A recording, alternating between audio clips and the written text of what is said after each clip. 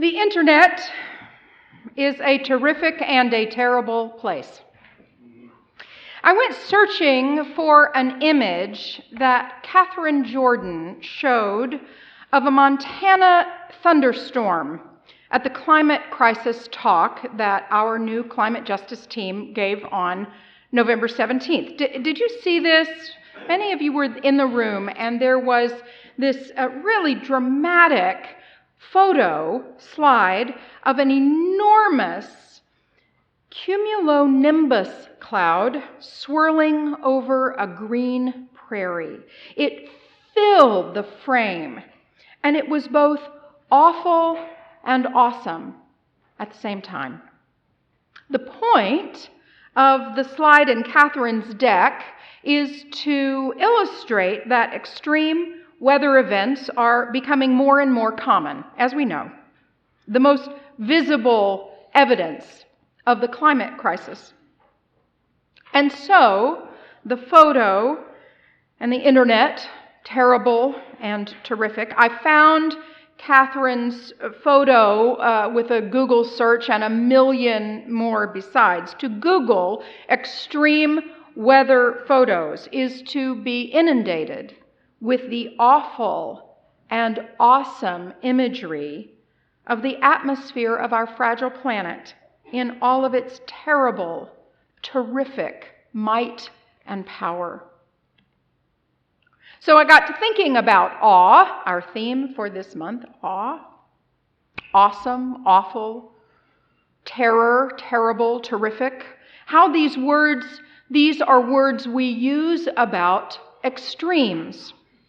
And rather than being about content, whether something is inspiring or appalling, these words and concepts, awe, terror, are how we articulate the extremes of human consciousness, of human emotion. A cloud is a cloud. A satellite image of a Category 5 hurricane is just that. It's a record. It's a record of energy and heat and water vapor and air in motion.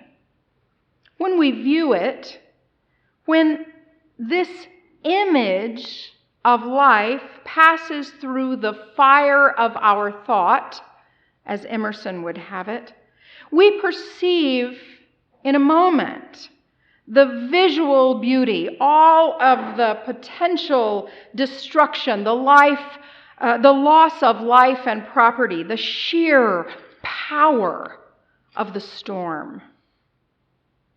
For us, in our finitude and fragility, we see it as awesome and awful all at once. I love the word finitude. It's a good seminary word. I have a friend who's a pastor, and we were texting the other day, and I said something about finitude. He said, that should be the name on one of the many senior living apartments that are going up around town. Finitude.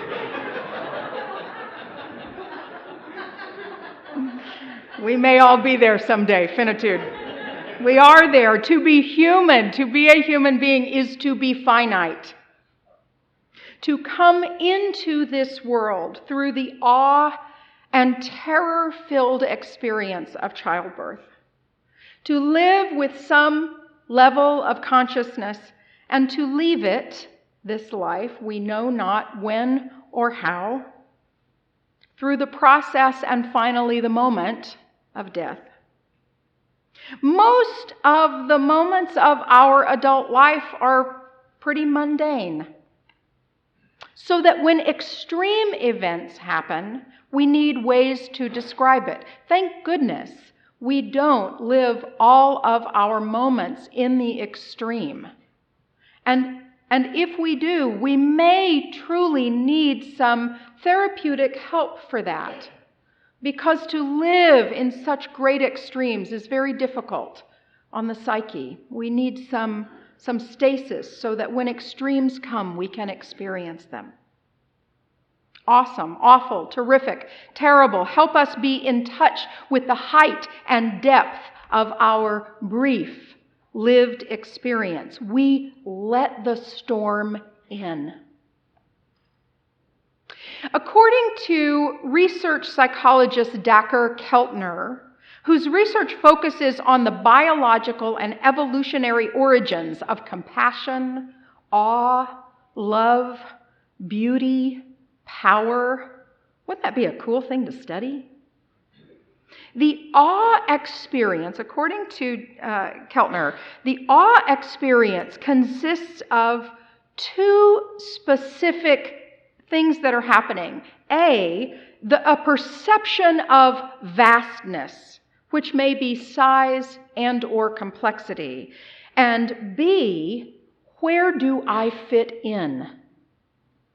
One is a perception of vastness or complexity, combined with where do I fit in?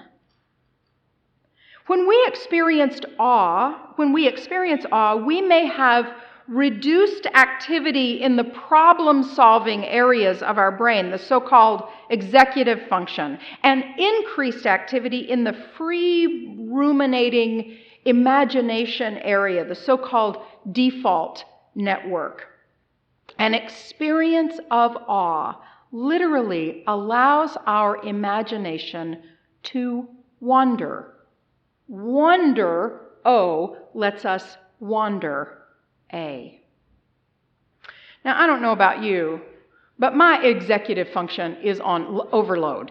It is working all the dadgum time. We have busy lives. Jim did that wonderful talk a few weeks ago about how we're on our devices and we're usually engaged in lots of things. And I have to really work to turn that executive function off. Your executive functions have been working really hard to get here this morning. You had to get dressed, you had to get the kids dressed, some of you had to get in the car, maybe you had to scrape it off, you had to find a place to park, you had to be really careful not to fall. Were there things you were meaning to bring here today? Did you bring your goodies? Did you buy some goodies? So many things to do. But we get to come in here and sit in this space and breathe in and out together. Singing together allows us to breathe in and out together. And while I work up here, your default mode is on. Do you know that? Unless you're planning that grocery shopping list, put it down. Your default mode is on. And we need that time. We desperately need that time. And cultivating an experience of awe lets us do that. Look, we've all got 1,000 things that we can do on Sunday morning, right? You could sleep late, you could stay home and read the paper, you could do that shopping that you need to do, you could do the laundry, all the things that I mentioned, sleep in, lots of things you could do. But we decide that there is some complexity that's happening here that brings us out of our individual lives to do it together, to imagine together, to live in some kind of vast reach together that we cannot do alone. I count myself as a religious naturalist. And to be a religious naturalist is not merely to appreciate complexity and that everything from the outer reaches of the universe to the tiniest quark are connected in complexity. That's the naturalist part. The religious part is a cultivation of awe. To find myself, where do I fit in that long string? And so this community of people who were up on the stage this morning have said, like so many of us in the room, I'm going to get out of bed. I'm going to come do something on Sunday morning. I'm going to cast my lot in with these other people who are creating something larger than ourselves, who are asking the question, where do I fit in? And who will we be in this existential moment? Because we are in an existential moment. We are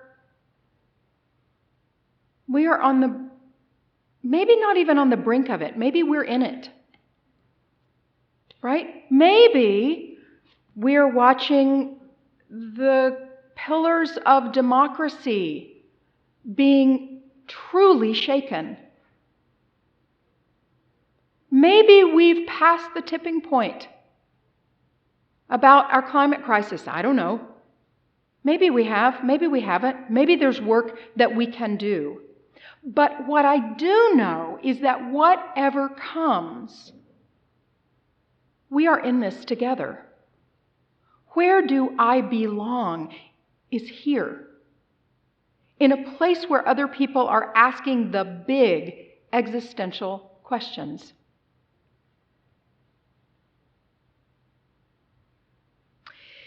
There's a writer named Chris Begley. He wrote this piece for the Lexington, Kentucky Herald Leader. He's an archaeologist and wilderness survival instructor. And he wrote this piece about what people want to know in case of an apocalyptic event are all of the survival skills. Right? How do you build a fire, and how do you build a shelter, and how do you find food, and how do you mend your wounds? All of those things. And we see this proliferation of the zombie movies, right? The zombie apocalypse. I think there's this fascination of what will we do when it all goes to hell in a handbasket, right? And he says that's not the important thing. The survival skills are not the most important thing. He says, I understand the preoccupation with things falling apart. We face serious problems, and we worry about a post-apocalyptic world. Where will I fit in? We imagine life after civilization collapses. We kind of ruminate on this. He says, like wiggling a loose tooth. It hurts in kind of a good way. He says, I understand the appeal to this fantasy, this post-apocalyptic fantasy. It resonates with the rugged individualism and self-sufficiency that we imagine in ourselves. In some kind of post-apocalyptic world, we might be able to start over. We would have a blank slate, the decluttering on a global scale. Ooh, there's something that sounds good about that. Just whoosh. Our needs would be immediate and our focus would be very clear.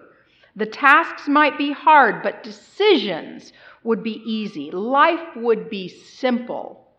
That's the fantasy, right? Begley says, as a survival instructor, I can teach you the skills that you think would be important. You know, fire starting, shelter building, that sort of thing. We can learn all the cool stuff from the movies. Armed with that knowledge, we imagine ourselves heading out into the woods with our families, our chosen clan, surviving on our own. We would be self-sufficient, back to basics. And so those skills might be necessary. But he says that's not what we need. He says, as an anthropologist who studies human societies, this is not how it plays out. Any kind of apocalyptic disaster will not be like those fantasies. It will be harder than we think, and we'll need different kinds of talents other than survival skills. It won't allow us to be on our own. We'll be with other people, and some of them we won't like, and it'll be messy, and it'll be hard to find who to trust, and it'll be hard to find who to understand. We won't be free from the need for compromise. Any scenario, a climate disaster, for example, will involve billions of survivors. We'll be in lots of different kinds of groups. And so what he says is, while wilderness survival skills can't hurt, It will be empathy, generosity, and courage that we need to survive. It will be empathy, generosity, and courage that we need to survive. Kindness and fairness will be more valuable than any survival skill. Then, as now, social and leadership skills will be valued. We will have to work together. We'll have to grow food and educate ourselves and give people a reason to persevere. That's why I come here. That's why we are in a room together on Sunday morning. I think lots of reasons, but I think this is really key, that in the vastness, in all the terrible and terrific, the awesome and awful, to be in a room together and cultivate kindness, empathy, compassion, love, beauty, a sense of awe, a sense of why do I belong here? What is my place? I think that's what we're here for. I think that's why we join up. I think that's why you sign your pledge card.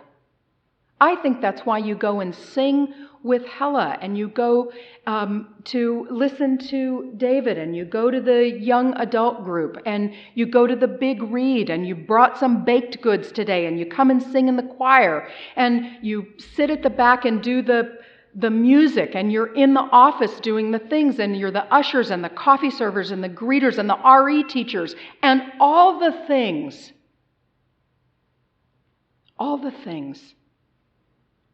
that make this experience say, where do I fit in? Here.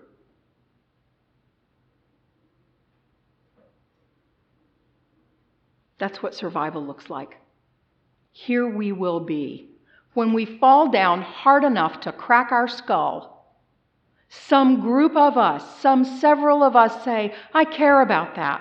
I care about what happens to that person. Let me reach out. And when it's you, several of us, many of us will care that it happened and will reach out. The internet is awesome and awful. You know about all the awful, the trolls, the ads, all the awful. But it also lets me know of this colleague that I would not otherwise know, Dennis McCarty, who writes under the blog, Thoughts from a Gentle Atheist. I wouldn't know him were it not for a collegial Facebook group. He says, may we engage mindfully so as to see not just the wonder, but also the horror. For life's whirling, evolving miracle generates not just the one, but also the other. It is in the very face of the world's true heartbreaks that the heart beats most passionately, most courageously. When we aspire toward what could and should be, the core of our religious challenge is to remember, to seek, to realize, to every breath, the very breath of our spirits, into that life-providing hope. This is where we fit in, of all the other places we could be. May it always be awesome. Thanks for listening. You can find much more about humanism and what's happening at First Unitarian Society in Minneapolis by visiting our website at firstunitarian.org.